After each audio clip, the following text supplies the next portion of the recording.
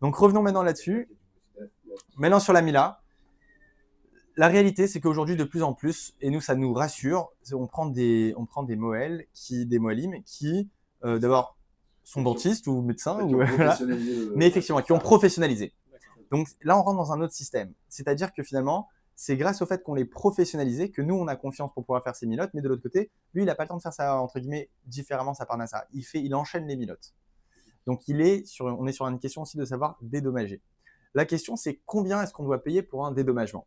Eh bien, c'est ce qui est rapporté dans le Pénal Halakha. J'ai trouvé ça très, en tout cas, c'est du bon sens, mais je trouve ça intéressant. C'est de dire combien un spécialiste, exactement, il aurait payé. Eh bien, pour un généraliste, par exemple, qui va se déplacer, on va dire qu'il va compter 2 ou 3 déplacements et qu'il va faire sa prestation, eh bien, en réalité, si on dit que, je sais pas, une consultation chez un spécialiste, ça doit être autre chose. Non, spécialiste. Entre 100 euros. Je pense, tu prends, voilà, je pense 70 ou 100 euros pour n'importe quelle consultation. 3 déplacements. Je pense qu'effectivement, on serait entre 300 et 500 euros, un peu comme tu l'as dit. Mais ce serait basé effectivement sur voilà. Mis à part ça,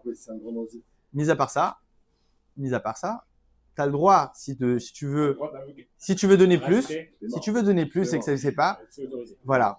Après, libre à lui de savoir qu'est-ce que lui veut en faire. Voilà. Mais je pense que c'est important de savoir, de ramener le principe. C'est que le principe, c'est que pour cette mitzvah-là, en tout cas, on est censé, il n'a pas le droit de demander de l'argent en principe. Parce qu'il réalise cette mitzvah. Et ça, c'est le principe.